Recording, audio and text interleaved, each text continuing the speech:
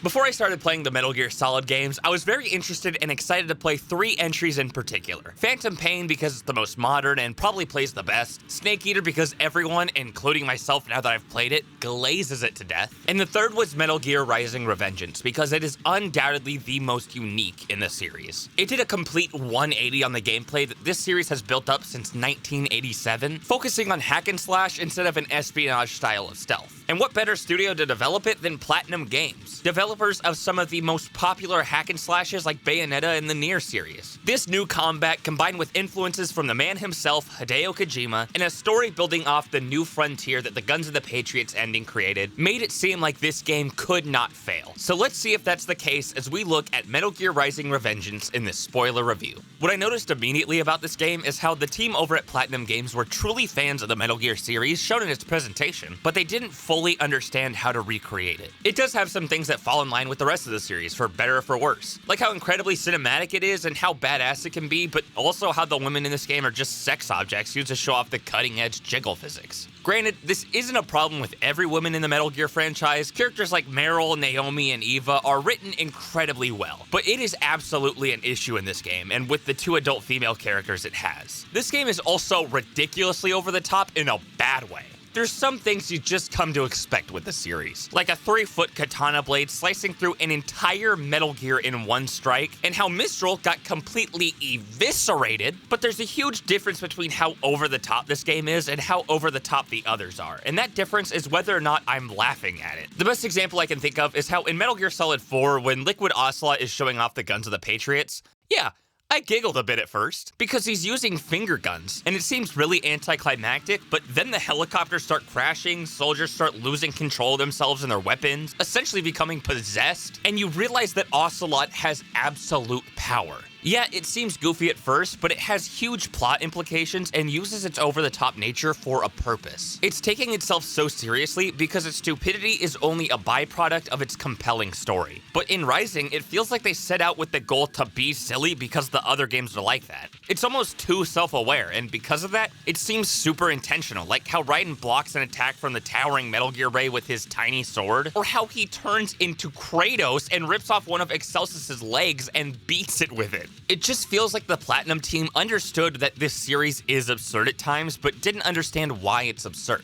But while we're on the topic of that needless absurdity, let's get into the gameplay. Before even buying this game, this combat looked great, and while I do love the stealth gameplay of the previous Metal Gear games, I was very excited to switch it up to something more fast-paced and action-centered. And damn is it action-centered. This game is so focused on staying on the offensive that there is no blocking, only parrying. And for the most part, it feels as good as it looks. This isn't much of a surprise given the developer, but it feels exactly like how Bayonetta looks it feels, if that makes sense. It feels much more arcadey as it prioritizes spectacle over realism, which was refreshing to see after replaying games like The Last of Us and Resident Evil, where you feel glued to the floor. The Ninja Run is a nice addition with how fast-paced the game is, and it does a lot of the traversal work for you, but because of how fast-paced it is, it can get really messed up at times and make something as simple as crossing a catwalk or crane a chore. I was very skeptical of the katana gameplay given how clunky and almost obtuse it was back in Metal Gear Solid 2, but this game alters that control scheme by allowing for normal and heavy attacks by pressing square or triangle, but you still have that option to use the right stick to be precise in Blade Mode. But I did find controlling the swipe of your sword in Blade Mode to be horrendously awkward and uncomfortable at times, as Raiden is supposed to swing when you let go of the right stick, but after about an hour of gameplay, he just didn't. And he stopped doing it so much that it became completely unreliable, and I just had to aim with the right stick and press square, which was really uncomfortable to do with the same hand and very obnoxious given how precise you need to be with Blade Mode in Armstrong and Sundowner's boss fights. And at that point, I feel like Raiden's stubbornness, which was on par with a toddler who got the wrong color popsicle, should have been an omen to me that the gameplay would only go downhill from here. Like I said, there's absolutely no blocking in this game, which is cool and makes you go completely balls to the wall on the offensive, except that they felt it would be best if they withheld the crucial information on how to actually parry. If you play this game on easy, all you have to do is press square when the attack indicator pops up. But if you're on hard or normal like I was, they tell you to just aim at the enemy with the left stick and hit square, which will only blow up in your face, because you essentially have to input it like a smash attack from Super Smash Bros, where you have to flick the stick at your opponent and hit the square button at the same time, but you also have to make sure you time it correctly because the attack indicators are very deceiving and practically useless, since you need to time the input to their long-ass, drawn-out attack animations. It's super annoying because this game is already mindless enough as it is. The square button gets more abused than the X button in Red Dead. So if you play the game on easy, all you have to do is mash square and every aspect of combat is done for you. You can play on normal, have some degree of challenge, and get to feel like you're actually playing a video game, but have to deal with trying to figure out a crucial aspect of the gameplay that the tutorial will actively mislead you with. And you do have the stupidly rad ability to cut off enemy limbs in Blade mode, which sounds cool, until Metal Gear Rising. In its infinite wisdom, decides to lock onto the guy with no arms or legs instead of the giant walking battle tank. But one of my biggest complaints about the combat is how Raiden goes through this big existential crisis about who he is and the people he's been killing, which, believe me, we'll get to. And he starts tweaking and activates something called Ripper mode, as he acts like he did as a child soldier under the name Jack the Ripper and brutalizes people. But not only does this gameplay mode have absolutely no impact on the plot or Raiden's character arc, despite the fact that he has a family, but it feels literally no different than regular combat. I've played plenty of games where you press L3 and R3 to enhance combat. I've been around this block before, and just about every game I've played that does this makes it feel special with crazy brutal animations and a screen filter and super enhanced damage. But all Ripper mode does is increase blade speed, which is hard to notice when your speed increases from 250 miles an hour to 260, and increases damage, which, again, is barely noticeable, which I'll explain in a second. And it lasts so short and costs so much energy that it rarely ever feels worth it unless you manage to cut out the enemy's electrolytes. And the reason why it feels like there's no damage increase is because I only ever upgraded my katana and the limb staff, because those were the first weapons I got, and this game never gave me any interest in switching out unique weapons. All my skill points were already in the limb staff, so I didn't want to drop 10,000 points on a weapon that might do less damage, especially when I can't even check those doubts because there are no weapon statistics to compare. The level design in this game can be great though, like how you can slice through everything and use that to progress further, like cutting elevator cables to find a way downstairs. But for some reason, Platinum wants you to play this game in the least fun way possible at times, like the dumbass section where you try to get through an encounter stealthily while walking at a snail's pace right before the monsoon fight, or even just the stealth in general. Why on God's green earth would I ever want to play stealthily in a game that doesn't even have a crouch or prone button? Why is stealth even an option in the first place? Why is it that in the last chapter of the game, when Armstrong is about to launch a plan that is, and I quote, as catastrophic as 9/11, and where time is of the essence, Boris calls me and says, Raiden, there is no time to worry about the soldiers. Get to the control tower. Only to immediately be forced to deal with the soldiers. And this isn't me bitching because the game is making me do something that it told me not to do. No, this is me bitching because the game is making me do something that it told me not to do, which is actively keeping me from seeing how this game ends. And you might be surprised to hear me get so pissed about the gameplay because the combat and boss fights are what this game is known for and what makes most people love it. And yeah, there are some great boss fights, but the ones that annoy me really get under my skin. Easily my favorite boss fight in this game has to be Mistral, because her fight showcases every part of the fights in this game the best, like the music, the fight gimmick, hers being juggling tripods while defending yourself, and trading attacks and parries, which makes it feel like a real duel. And a close second is Monsoon, as I really love parrying the parts of his body he throws at you, and having to make split-second reflexive inputs when he jumps at you from the smoke, but he's basically Magneto and will throw helicopters at you, and the way you avoid getting hit by them is through precise blade mode slicing, which, like I brought up earlier, is inherently fucked up beyond any repair. I'm also not wild about how he just sends out everyone's favorite A-list villain, Big Wheel, midway through the fight. It just feels like a really obvious attack, which sticks out like a sore thumb in a series as creative as Metal Gear, and with a superpower with as much creative potential as magnetism. And having been around the block twice at that point with Mistral and Blade Wolf, who can fuck himself, I really wasn't interested in Monsoon's big speech about memes because I knew what was gonna happen. He'd make this grand speech that the game would treat like it actually means anything because they did in the other Metal Gear games. I'd dice him up like I was earning minimum wage making french fries, and he'd call me on the phone and start crying because I dog walked him. I really just could not be forced to care about what he had to say because due to his complete absence, he had no impact on the story before the fight, and I knew damn well he had no impact on the plot after the fight. The Sundowner fight was pretty cool though, and while it is lame that the guy who was set up as the villain since the very beginning and has no redemption arc dies halfway through the game, the fight does something that I love when games do. I think it's very aggravating and frustrating in a super fun way when a certain mechanic has been a crucial part of the gameplay up to this point, and then the game just says, nope. Can't do that here. The best and most recent example of this I can think of is that one shape challenge in Astrobot that's been covered in glass and ice that breaks when you use your laser feet. And the way they do that in Metal Gear Rising is by taking the mindless button mashing gameplay and saying, hey, if you're not paying attention and hit his shield while doing that, you're going to explode. Yeah, this type of gimmick can be done very wrong, and here the main workaround is to use the finicky blade mode, but the pro of making me actually think about what I'm doing definitely outweighs any cons in my eyes. Easily the most disappointing boss fights in this game, though, are Jetstream Sam and Senator Armstrong. The former I can't even explain because there's not really anything to talk about. It is the most normal, milquetoast fight for this game that I felt like I had been fighting the last 6 hours of. He's literally just an amped up PMC soldier where you wail on him in between attacks, occasionally he'll block or parry, and then in the middle he has this weird section where he loses his sword and just charges you, and the game doesn't really tell you what to do. You just parry him and then he runs away before you can hit him, but then sometimes he just stands there and takes an attack or two before running away again. It's just off enough to feel like I'm missing something, but not crucial enough to change how I'm playing, which is really disappointing because Jetstream Sam is built up and his fight is teased so much that an okay boss fight ends up being a letdown. One point in Jetstream Sam's favor, though, is that I'd so much rather have that problem than the exact opposite, but unfortunately for me, I have to deal with both of them, because at the very end, you play what is without a doubt my least favorite boss fight in Metal Gear Rising, Senator Armstrong, who is down there with the Fury from Snake Eater and Vamp from Sons of Liberty. We'll get into this a little more when we talk about the story, but why the hell is there a Metal Gear? I know most people would say this is a separate fight, but to me, it flows in with Armstrong, and I seriously have no clue why it's here, other than for this set piece and boss fight. But getting into Armstrong himself, I would so much rather get my ass gift wrapped and handed to me by Sundowner or Jetstream because just like Raiden, they were actually there. They were built up as villains way more than Armstrong ever was. And I had just spent 7 hours playing a showcase of how skilled and strong Raiden is. So it annoys me to no end that this guy, that we've seen exactly one time before his boss fight, is actually super strong and roided up out of nowhere and can stand toe-to-toe with this guy that minces people and can lift a Metal Gear's leg, with his powers having absolutely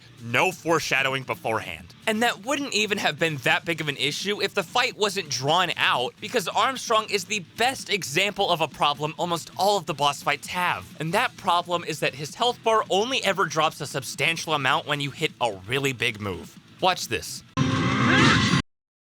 0.3%.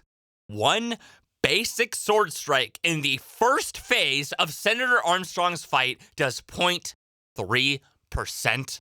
At that rate, it would take 333 landed sword strikes, 1/3 of 1,000 button inputs to kill him. Now, the fight does go by a lot faster than that because there are big moments and big attacks that the game allows you to do at times that drops their health bar pretty far, but it is so discouraging to see that your base attack from the sword you've been mutilating people with and dumping skill points into only does 0.3%. It feels like a worse variation of Sekiro. In that game, you're not hitting your enemy to diminish their health, you're hitting them to break their posture so you can do a move that takes out an entire health bar. In this game, with the majority of the bosses, it feels like you're not hitting them to take out their health, it feels like you're trying to reach the number of attacks that will unlock a special move. And that, combined with the stupid, unblockable attacks like when he punches the ground so hard lava shoots out, makes Senator Armstrong my least favorite boss in this entire game by a country mile. And just to mention it really quickly, the reason moves like that are so annoying is because the two types of attack indicators are red and yellow, red being standard and yellow being a grab attack. Now, grab attacks are unparryable. You just need to run away from the enemy when you see that. But because there's no way to parry grab attacks, you think yellow means unparryable, which makes it very misleading when the lava shooting out of the ground has a red attack indicator, but you still take damage from parrying it anyway, despite a lack of a yellow indicator. And he's just as annoying as a character too. He's basically just Andrew Tate, and his whole motivation is to make America a society built on survival of the fittest. He's such a stereotype that he literally says he would have played pro football if he hadn't joined the Navy. His only redeeming quality is that in this twisted version of Big Boss's idea for Outer Heaven, he has one of the hardest lines I've ever heard. We're all sons of a patriots now! But even that's messed up because that's not even the game this is a spin-off of. And in the same way, I'm pretty disappointed with Jetstream Sam as a character beyond his boss fight. He is charismatic, but I think that's carried by his great voice acting and not the writing due to how surface level his dialogue is. But he never really says anything interesting. Do you realize how bland your dialogue has to be to somehow get outclassed by a guy wearing a snapback helmet? And that's not a problem only Jetstream Sam has. The dialogue and the story that the dialogue advances in Metal Gear Solid 4 is so interesting and captivating that I gladly sat through a 71-minute cutscene. Even though that cutscene did some stuff with the story that I really didn't like, it was interesting nonetheless. But in this game, the most mundane dialogue comes from characters we barely know, resulting in me trying to accomplish the Herculean task of not skipping codec conversations. What I really love about it too is I've always wanted to be running down a hallway just to be completely halted by a phone call, and then walk at a snail's pace while listening to mind-numbing rambling about shit I already know. So I really gotta give Platinum Games their flowers for that. To be fair, the game did stutter a bit if I kept walking, so I think those hallway codec conversations were hidden loading screens so the game could process the next combat encounter, but that does not make it any less grating. But before we get to the man himself, let's talk about Raiden's crew, the people who call you for no reason. And grab a snack and get comfy, because I'm going to do a deep dive analysis on their characters in full detail, so this is gonna take a while. You have Boris, who thinks he's Solid Snake. Kept you waiting, huh? Good for him. You have the girl who keeps almost dropping her mug, you have the guy who keeps on moving her mug so she doesn't drop it, and you have a doctor whose name is Doctor and who is all forehead. And I can't put my finger on why, but to me, he looks like the girl's agent from Bolt. So that's about all I have to say about these characters. Later, Blade Wolf joins up and he can go screw himself, and at the end, Raiden meets with Sonny again, which was super cool. I was very excited to see her again, but I think at some point they said she was adopted by Otacon, or that she took the last name Emmerich, which heightens how I already feel. I didn't need this game to be a cameo fest, but I really would have loved to see Otacon, Drebin, or Campbell in passing, especially because it'd be much easier to write them into the plot than a 13-year-old girl.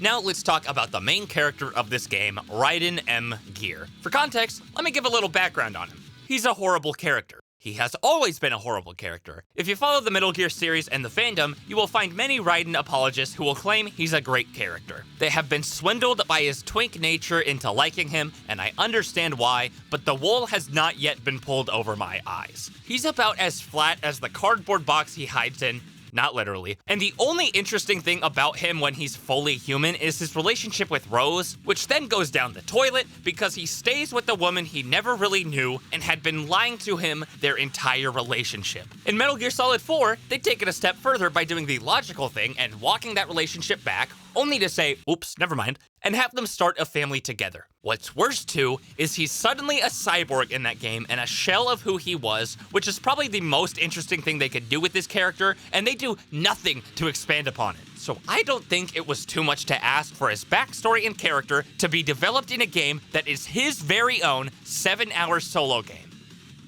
You want to guess what didn't happen? At the time of writing this script, the only games in this series I haven't played are Peace Walker, which takes place in the 70s, Ground Zeroes, which takes place in the 70s, and Phantom Pain, which takes place in the 80s. So given the fact that Raiden didn't show up in this timeline until 2009, I think it's fair to say that I will never know how Raiden went through this incredibly major transformation by just playing the games. I really do not see how I could have possibly played a game featuring a moment where Raiden turns into a cyborg and somehow missed it. And they don't even progress his character any further, like I mentioned with Ripper Mode, which, by the way, I'm pretty sure he never had this bloodlust in Metal Gear Solid 2 or 4, and also they wrote his wife and son out of the plot with one line of dialogue. Granted, they're the least interesting part of the games they're in, but I'd rather them try to do something with them than nothing at all. His only development in this game is joining the Eye Patch Club, but it truly cannot matter at this point in the universe considering he gets new arms and legs like he's buying tires. I've talked at length already about how stupid some of these characters are, but I want to get into what they do that's so stupid and talk about the story, which I think is the part I'm most emotionally charged about.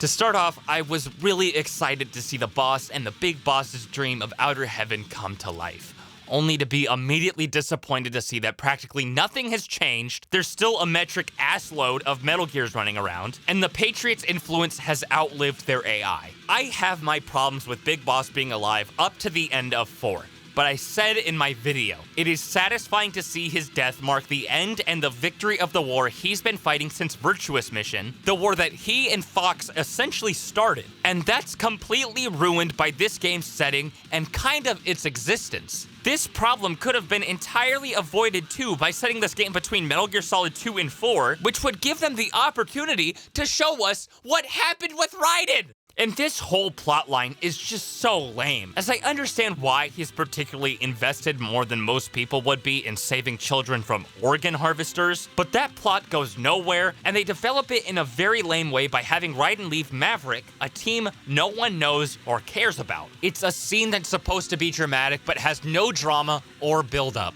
And like I mentioned with Raiden's sudden bloodlust, Ripper mode isn't used to progress him as a character whatsoever. At least Jedi Survivor, despite how bad I think that game is, knew to use the Dark Force mode thing to show Cal's desperation and anger, as they say it's wrong to use, and sets him up for the sequel. But Raiden just does not care at all, which makes me reject the message they just tried to tell us 5 minutes ago even more. Right before you fight Monsoon and unlock Ripper mode, Jetstream Sam starts berating Raiden and the player for eviscerating enemies throughout the game in a sad attempt to recreate the emotional impact that the sorrow had on many in Snake Eater.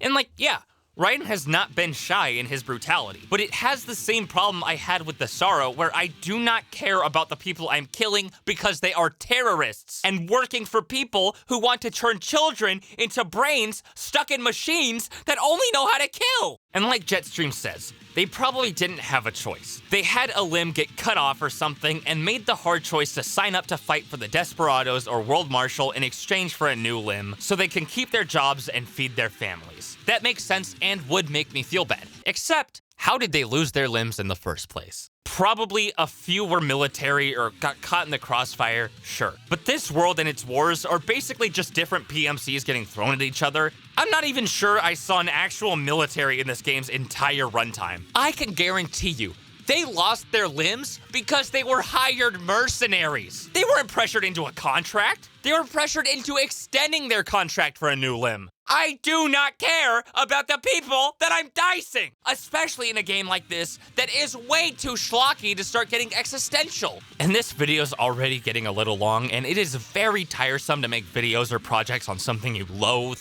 I should know. So let me rattle off some more problems this story has before getting to the main ones. If I hit something you'd like to hear more about, ask me about it in the comments and I'll get back to you. Jetstream Sam has some great Deus Ex position in the final battle. If I die here, the lock on my blade will disable after a couple hours. We see Armstrong one time before the ending of the game, which makes me think it cannot decide who the villain of the game is because Sundowner dies halfway through and Armstrong makes an appearance. I at least understood Solidus's motivation to be free and the boss's commitment to our ideals for a unified world, but I have no relation or sympathy to Armstrong nor Sundowner. I never had any clue what was at stake other than a second 9/11. And do you remember back when characters were strategically intelligent? Like when Liquid Snake was gonna bomb the Chinese nuclear testing site so that the US had to explain that they created Metal Gear to them, but it wasn't catastrophic enough of an event to lose his leverage? Yeah, they do something like that a grand total of one time in this game, and it's at the very end when Armstrong plans to frame the Pakistani government for using US PMC soldiers and causing all this chaos. I don't know, I really gotta applaud them having it there only once, because it's just a really great way to remind me of a better game and how much I'd rather be playing that. But now we get to my least favorite part of the story, Senator Forehead and his big ideas. So part of his plan is to kidnap poor orphan children off the streets and cut out their brains and then turn them into cyborg mercenaries. How did they do that, I hear you asking? Well, you know in the hit 2008 animated movie Igor, when they take Eva to the brainwashing salon and make her watch horror movies to try and turn her into a monster? So kidnapping and brainwashing children into being heartless soldiers would be an interesting plot point if they were in more of a government facility and have all their body parts. I guess in a similar way to Homelander, but not this. This is completely bad, and that's coming from a guy who loves the character that lives through photosynthesis in the same series. And what's the motivation? Why do they want to turn them into cyborgs?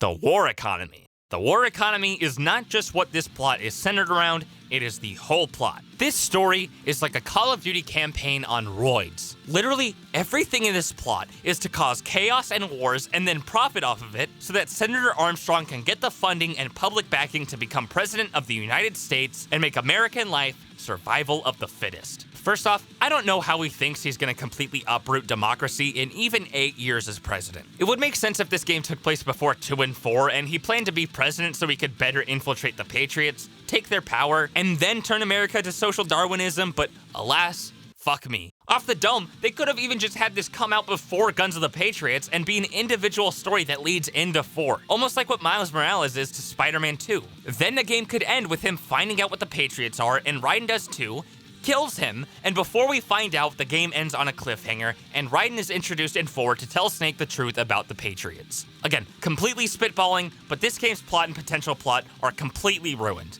And secondly, getting back on track, part of Armstrong's plan is to frame the Desperados for things that they actually did in real life. Okay, dumbass, if that's the case, why didn't Sundowner kill the African Prime Minister in front of everybody? If all they want is to cause war and havoc, and he wants the Desperados to be blamed, why did Sundowner say, oh, can't kill him yet, I gotta wait 5 minutes to get to an incredibly secluded location where no one will see me kill him? Maybe it's my fault and everything everybody loves about this story went flying over my head, but I cannot believe that a guy with that much room in his head for a brain comes up with ideas this stupid. And I lastly just want to talk about what this story could have been. And I'm going to keep this short, but I realized this like months after writing the script, and I'm glad it came to me. This game is called Metal Gear Rising, right? That implies this is the start of something, and definitely doesn't imply that this is the very last game of the timeline. But Revengeance also means nothing in this game whatsoever, so this game's title makes no sense. Well, why didn't they make this game a prequel to Metal Gear Solid 1 where you play as Gray Fox when he just got repaired,